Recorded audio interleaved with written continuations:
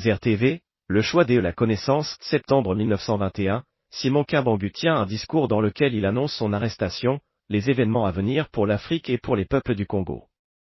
Annonce l'avènement d'un enseignant qui révélera les réalités sacrées de l'homme noir.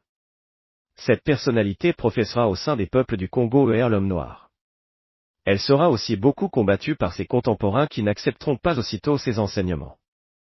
Mais qu'au fil du temps, les gens se mettront à accepter par la force des choses. Cette Papa Simon Kimbangu et Papa Djangiinda Kuntima, 7.1 déjà en 1910, avant même le lancement de son ministère, encore jeune célibataire qui de 23 ans, Simon Kimbangu annonce à ses amis que Dieu lui donnera 3 fils et qu'il renaîtra en 1918.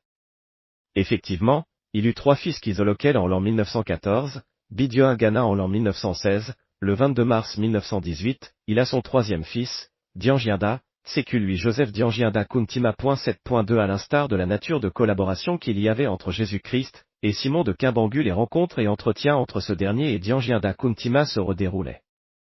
En effet, lorsque Simon Kimbangu fut arrêté le 12 septembre 1921 et centilitres déporté à Elisabethville à presque 2000 km de sa contrée natale, Djangiinda, son fils, né en 1918, n'avait que 3 ans d'âge.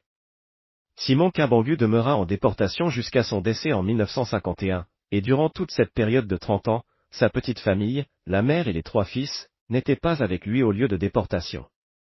Dans la dimension de la chair, Djangiinda n'a pas eu plus de 3 rencontres avec son père après la déportation. Malgré cela, de tout temps pendant cette période, les 2 personnes se rencontraient et collaboraient physiquement de par leur nature non commune des mortels. 7.3 Elle s'est avérée au fils du temps que l'enseignant promis par Simon Kimbangu n'est autre que Djangiinda Kuntima.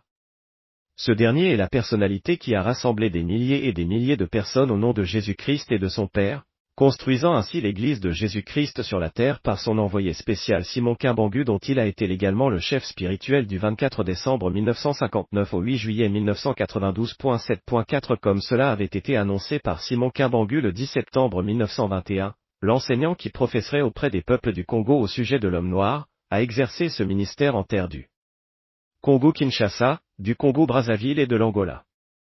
Tel est l'espace territorial dans lequel il a œuvré en grande proportion dans un cadre juridique ecclésial. Abonnez-vous sur ZerTV, pour nous encourager à faire plus.